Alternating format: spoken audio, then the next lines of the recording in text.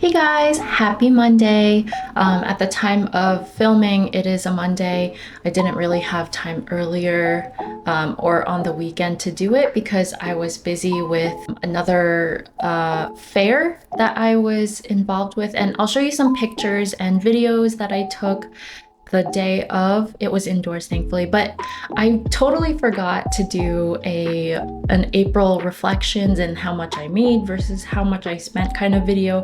I know I said last month that I'm going to try to do it on the first as the first video of the following month, but I totally forgot that because I was just so busy prepping for the outdoor market, which actually didn't happen. It was supposed to happen yesterday, Sunday, the 5th, Cinco de Mayo.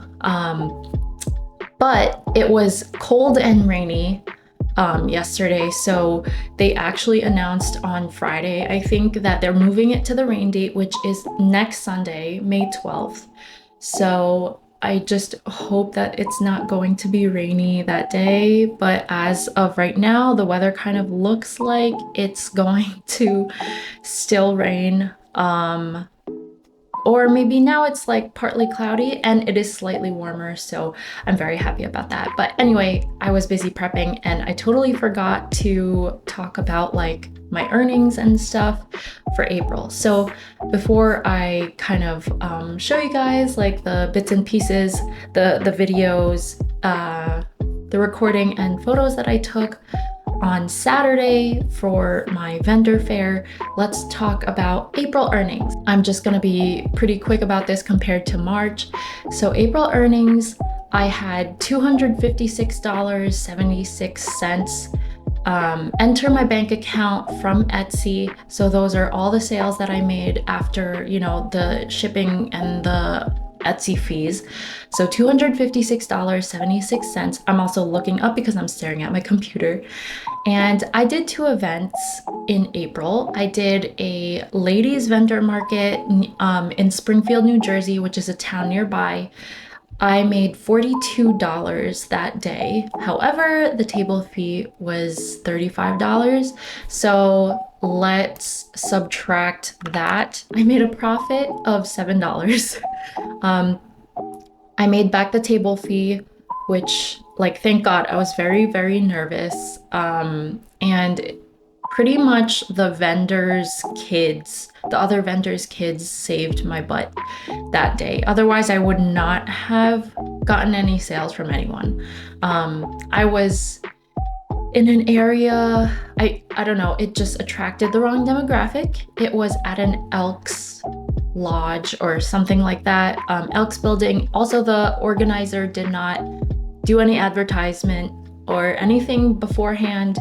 And this was planned months and months prior. So it's my fault for signing up for this without really doing proper research behind them. But yeah, so I made $7 from this event. And then I did a pop-up at the place that I consigned my greeting cards with, which is called Patrician Paul, located in Westfield, New Jersey. I was allowed to do a pop-up on the 27th of April, and I didn't have to pay any fees or booth fees, whatever, to get in, but the condition was that I was on consignment, 50-50 consignment, meaning any sales that I made that day would be split in half. Half would go to me and half would go to the store or, the manager. So I made that day, actually, the manager gave me $54 in cash, but that was because she did not pay me the $10 that I earned from March. So that was the $10 that I was referring to last month. So I made $29 from the pop-up, and that's with 50-50 consignment. So multiply that by 2, and I would have made $58 if I was able to keep everything for myself. But $29 from the pop-up, and then I made $15 from greeting card consignment sales in April. So in total, 29 plus 15 is $44. So a total of $44 I made from the pop-up and greeting card consignments. So if you add all of that up, that gives me a total of $307.76 for April. That is how much I earned. And now my expenses for April again seems to have exceeded the amount that I earned. But that is because I bought a tent for like $200 and it ended up being like a completely different tent than what I purchased, and it looked used. And it took a little while for Amazon. It was like a whole month for Amazon to um, give me my refund. So that's why my bill was so high. But the expenses totaled to $845.87. This is the reading from my credit card statement that month.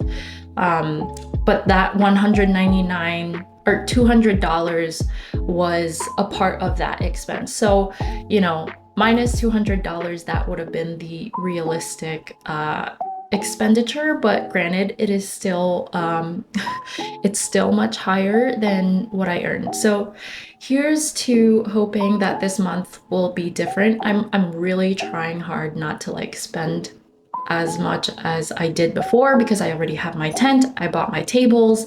I think I have all of the materials that I need for an outdoor setup. So we'll see how it is in June when I kind of look at all the numbers and the data. I'd like to talk about my goals for the month of May. So I wasn't able to reach my goal of 850 sales on Etsy. I think I was at 824.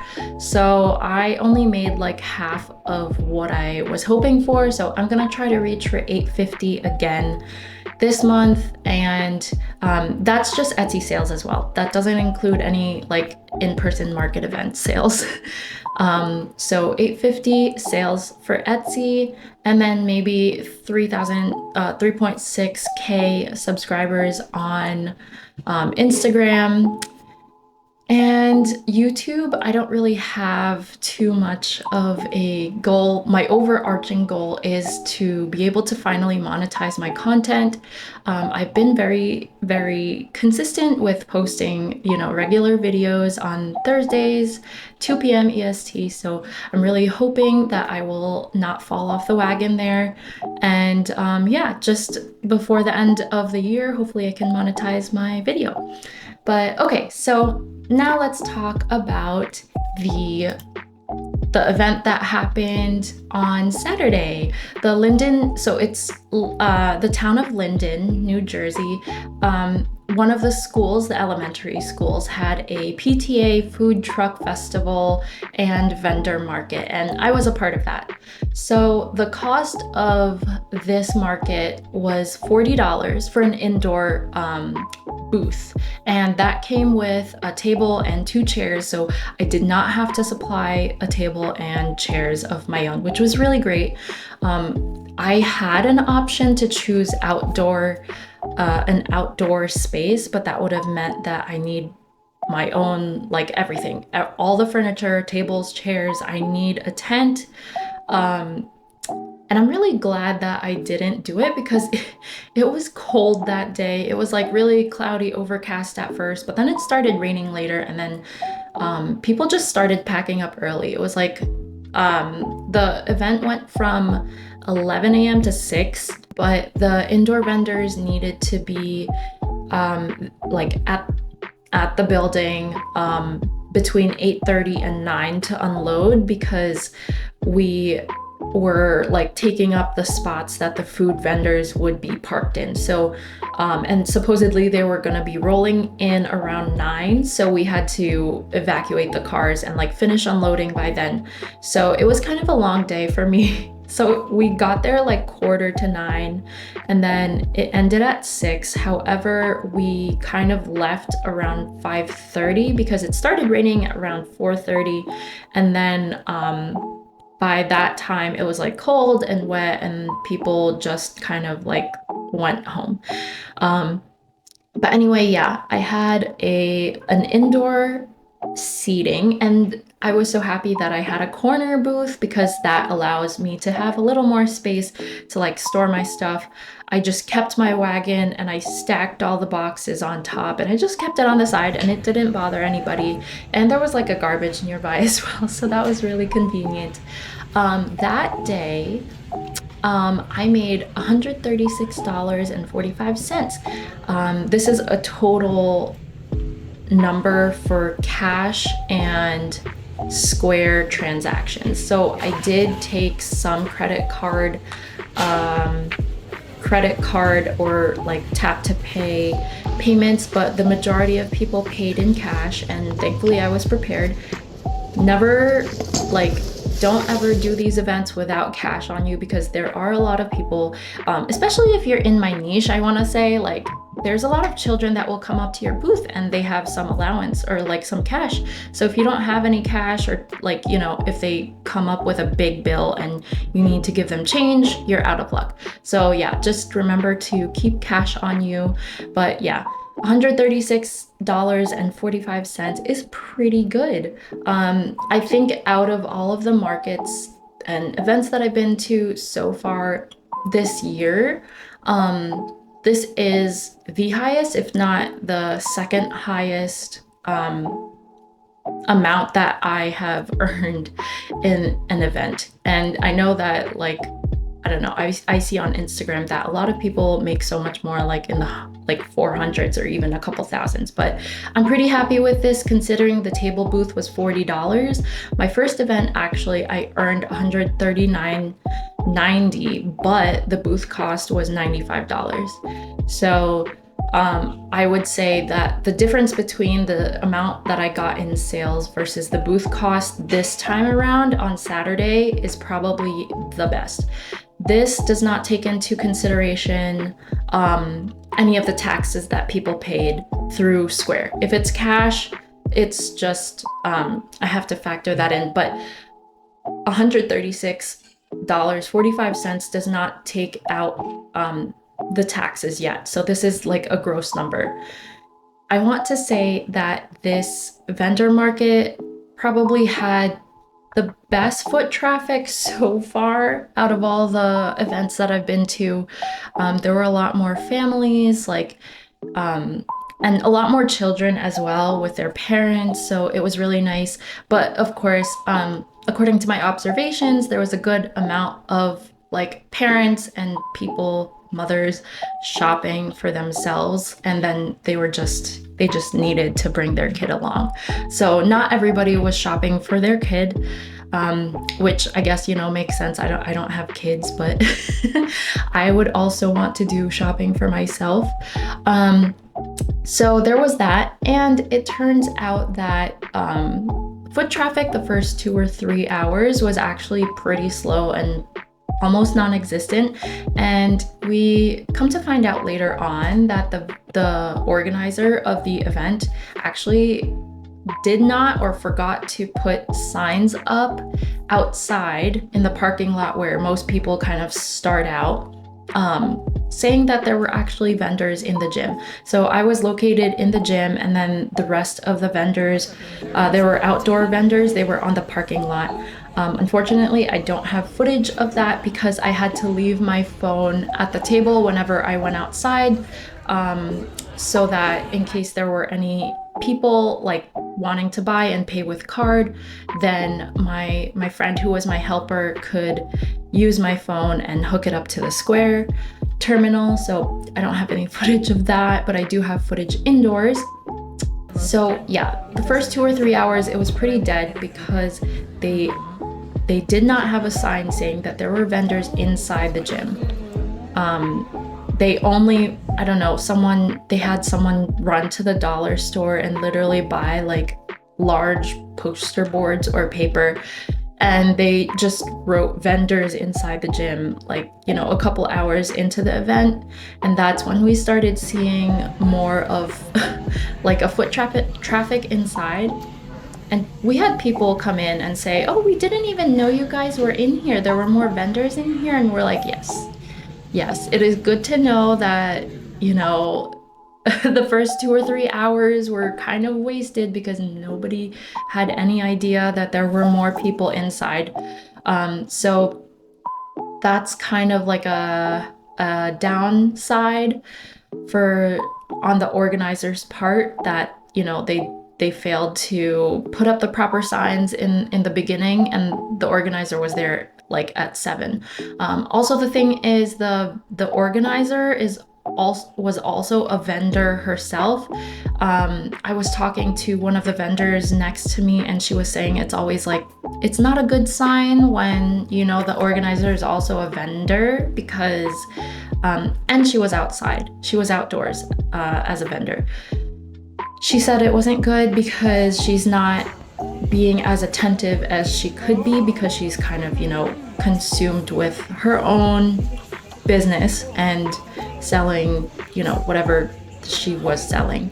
So I guess there is some truth to that. I don't really know. I've never encountered an organizer being a vendor herself until this event. So that was interesting to know. But yeah, so in general, I feel like I found more of my target audience in this event. Lots of children and families. So that was great for me. There was a lot of networking going on as well, which I really love. I think that's one of the most important things that you could do besides get sales at these markets. So even if you don't get a lot, and I try to tell this to myself as well, because it's discouraging without a doubt if you don't get the sales that you want and you don't make back your table booth and you don't make profit. But at the end of the day, that's not the only bottom line there is. You also have to consider, being able to network with other vendors around you. And I say this because I have a lot of, artists, mutual friends on Instagram, social media, and I'm happy to say that I've known them for a long time. However, they live, all across the globe. People in Canada, in Singapore, in Indonesia, also in California, and some people that are a little closer to me, but they're like based in New York City and Brooklyn. So if I'm posting these, I'm looking for these local events. No one can really help me because they're not close enough. So it's really nice to be able to meet people, especially the same ones in your niche, to share the wealth, share the knowledge of like, oh, what events have you been to that have been successful and profitable? Which ones were flops? So I think that was really, really nice to have. I was able to meet these vendors, which I will post on the side their names. I was also shopping for gifts for for people's birthdays coming up, so that's also another thing. I try not to buy too much because, the main goal is to make sales and not to throw that money away. But yeah, so the networking was also really great. I'm just really happy that I was able to make back my booth fee and I made a profit. So that profit is obviously going to go towards all the stuff that I've spent so far, because I have a deficit of probably close to $1,000, if not more than $1,000, between all of the supplies that I bought for markets and then the vendor fees to actually apply and like get a spot. So overall, it was very good. It was a very long day, and I'm really glad that the following event that I was supposed to do the following day, the Maplewood Small Wonder Marketplace, was postponed to the 12th, because I think I would have been like a zombie at that at that event had it, not been postponed. So it's gonna take place next Sunday on the 12th. And I'm supposed to go in there and check in at 8:15, and it lasts until 4. The event doesn't start until 10, so I'm hoping that I'll have enough time to unload everything and then set up the tent and all the tables. But I think that's what my next video next week is going to be about. I'm gonna try to film like a lot of prep work that I'm doing.